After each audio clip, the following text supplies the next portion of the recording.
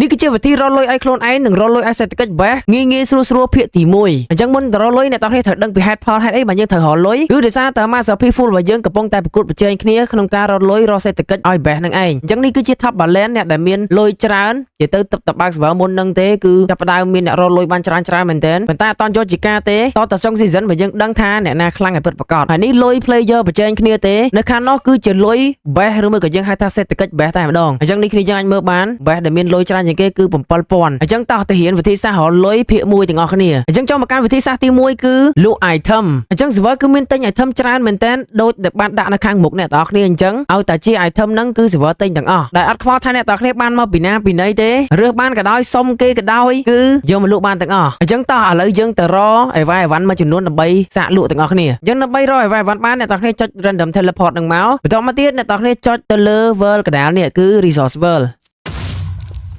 នៅក្នុង resource world គឺអ្នកទាំងអស់គ្នាអាចដើររកអីវ៉ាអីវ៉ាន់បានច្រើនដូចជាកាប់ឈើកាប់ថ្មហ្នឹងគឺបានទាំងអស់យកឥឡូវយើងសាកកាប់ឈើមកតើឈើលក់បានអត់តោះយើងសាកកាប់ទាំងអស់គ្នាមកឥឡូវខ្ញុំបានកាប់ឈើហើយតោះសាកលក់ទាំងអស់គ្នាដើម្បីលក់បានអ្នកទាំងអស់គ្នាធ្វើការ /sell GUI វាយតាមខ្ញុំឲ្យត្រូវចឹងមកបន្តមក enter មកវានឹង load ផ្ទាំងនេះចេញមកហើយអីដែលយើងត្រូវធ្វើគឺទាញដុំឈើរបស់យើងឬមួយក៏អីវ៉ាន់ដែលយើងចង់លក់នឹងដាក់ចូលមកហើយធ្វើការបិទវិញទៅវានឹង load លុយមកហើយនេះអញ្ចឹងបានន័យថាដុំឈើមិញគឺយើងអាចលក់បានអញ្ចឹងឥឡូវយើងសាកជីកដីម្ដងតើដីអាចលក់បានអត់តោះហើយសាកជីកដីទាំងអស់គ្នាមកអូខេបន្តមកទៀតយើងធ្វើការ /sell GUI ហើយយើងធ្វើការដាក់ដីយើងចូលមកគឺវាអត់លុតលុយមកទេហើយដីរបស់យើងក៏ត្រឡប់មកកាន់ដៃរបស់យើងវិញដែរអញ្ចឹងបានន័យថាយើងអាចលក់ដីនឹងបានទេអញ្ចឹងអ្នកទាំងនេះឆ្ងល់ទេថាចំរបស់ណាលក់បានរបស់ណាលក់បានអញ្ចឹងដើម្បីមើលរបស់ណាលក់បាននិងរបស់ណាលក់អត់បានតោះយើងទៅមើលនៅ shop ទាំងអស់គ្នាអញ្ចឹងអ្នកទាំងនេះធ្វើការ /wap shop មកចូលចាំវារយៈពេល5វិនាទីទៅវានឹងនាំអ្នកទាំងនេះមកដល់កន្លែងនេះហើយនៅពីមុខអ្នកទាំងនេះនឹងមាន NPC ជាច្រើនអញ្ចឹង NPC ហ្នឹងឯងដែលជាកន្លែងឆែកទៅលើ item ផ្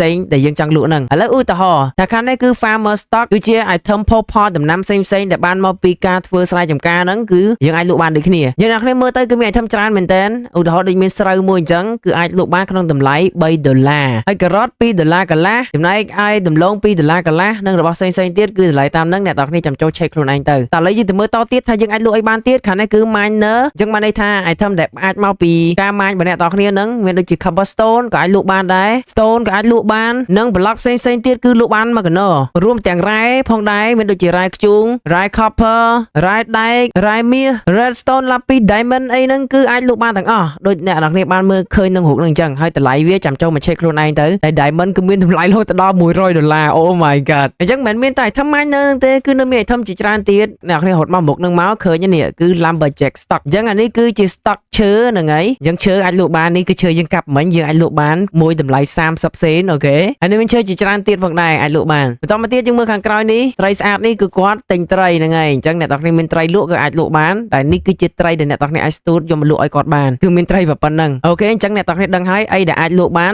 ហើយក្រៅពីហ្នឹងគឺអត់អាចលក់បានទេក៏ប៉ុន្តែសូមបញ្ជាក់តម្លៃទាំងអស់មិញហ្នឹងដែលអ្នកនរគ្នាឃើញហ្នឹងវាអត់ថេទេថ្ងៃក្រោយអាចឡើងអាចចុះអាចធ្លាក់អីតាមហ្នឹងគឺអត់ច្បាស់ទេតែនេះហើយគឺគេហៅថាតម្លៃទីផ្សារហើយមួយទៀតអ្នកនរគ្នាចាប់អារម្មណ៍ពាក្យថា farmer stock miner stock ហ្នឹងអត់គឺបានន័យថា server មានកំណត់ stock ឲ្យអ្នកនរគ្នាលក់អញ្ចឹងមិនមែនចេះតែលក់ទេឥឡូវយើងមកមើល miner មកដូច diamond នេះអញ្ចឹងគឺ server ទិញតែ900គ្រាប់ជាងទៀតទេគឺឈប់ទិញហើយអញ្ចឹងអ្នកលេងក្នុង server គឺច្រើនមែនតើហើយអ្នកយក diamond មកលក់ក៏ច្រើនដែរអញ្ចឹងធ្វើម៉េចលក់ឲ្យតាន់គេតែលក់ឲ្យតាន់គេគឺ server ឈប់ទិញ diamond អ្នកនរគ្នាគឺលក់ឡើងចាញ់ដូចគ្នាអញ្ចឹងមិនមែនមានតែ diamond ទេរបស់ផ្សេងទៀតក៏កំណត់ stock ដែរដូចអ្នកនរគ្នាឃើញថា cobblestone គឺទិញរហូតដល់90000ជាងអូខេ stone គឺទិញរហូតដល់20000ជាងដែកគឺទិញរហូតដល់1000ជាង gold ទិញរហូតដល់1000ជាងគឺសិតតែមាន stock វាទាំងអស់តែអសបៃតងហ្នឹងគឺ stock វាហើយអញ្ចឹងអ្នកនរគ្នាច្បាស់ជាឆ្ងល់ទេថាហាបើអស់ stock លក់ឡើងចាញ់អញ្ចឹងសល់ diamond ធ្វើមកយើគឺកំភៃនៅតែអាចលក់បាននៅពេលក្រោយតែគ្រាន់តែអ្នកនរគ្នាត្រូវចាំយូរដូចអ្នកនរគ្នាឃើញនៅ NPC អញ្ចឹងគឺមានម៉ោងនៅខាងលើហើយម៉ោងនេះកំពុងតែ cool down រាប់ចុះអញ្ចឹងរយៈពេល4ម៉ោងជាងទៀត server នឹងចាប់ផ្ដើម restock អញ្ចឹងបើ diamond ឬមួយក៏ item របស់អ្នកនរគ្នាលក់ឡើងចាញ់គឺគ្រាន់តែចាំ4ម៉ោងដោយដាក់លើហ្នឹងទៅគឺអាចលក់បានវិញហើយអញ្ចឹង farmer គឺ4ម៉ោង restock miner គឺ2ម៉ោងទៀត restock ហើយ lumberjack គឺរហូតដល់6ម៉ោងទៀតបាន restock ចំណែកឯ fish វិញតែ21នាទីទៀតទេគឺ restock ហើយអញ្ចឹងម៉ោងនេះក៏អត់ទៀងដែរវាអាចនឹងយូរអាចនឹងឆាប់តាមអ្នកនរគ្នាចូលមក check ខ្លួនឯងចាក់ស្ដែងអូខេ កន្លែងនេះសង្ឃឹមថាអ្នកទាំងគ្នានឹងយល់វិធីសាស្ត្ររកលុយឲ្យខ្លួនឯងគឺមានប៉ុណ្ណឹងតោះឥឡូវទៅមើលវិធីសាស្ត្ររកសេដ្ឋកិច្ចឲ្យបេះឬមួយក៏រកលុយឲ្យបេះយើងម្ដងដើម្បីរកលុយឲ្យបេះយើងបានយើងត្រូវតែមានបេះជាមុនសិនអញ្ចឹងយើងទៅក្លែងបេះមកចុច random teleport មកបន្តមកទៀតគឺយើងចុចនៅ world មួយនេះដើម្បីក្លែងបេះបញ្ជាក់កុំទៅ world នេះក្លែងគឺក្លែងអត់កើតទេលុះតាតែអ្នកទាំងគ្នាចុច world មួយនេះបានអាចក្លែងកើតដែលមានឈ្មោះថា player base world ចុចមួយមកវានឹងនាំអ្នកទាំងគ្នា teleport ទៅណាទៅណីហើយអញ្ចឹងយើងធ្វើការដាក់បេះនឹងចុះដើម្បីក្លែងមកអូខេឥឡូវខ្ញុំក្លែងបានបេះហើយយើងចុចលើបេះនឹងមកហើយយើងដាក់ម៉ៅលើរូប goal នេះមកយើងនឹងឃើញហើយបេះ economy ឬមួយក៏សេដ្ឋកិច្ចបេះយើងនឹងឯងគឺមានលុយ$0ហ្នឹងហើយអញ្ចឹងដំបូងគឺអត់មានលុយក្នុងបេះទេតោះទៅរកលុយឲ្យបេះទាំងអស់គ្នាអញ្ចឹងដើម្បីរកលុយឲ្យបេះគឺយើងត្រូវការ item យកទៅលក់ដូចគ្នាអញ្ចឹងយើងធ្វើការកាប់ឈើកាប់ថ្ម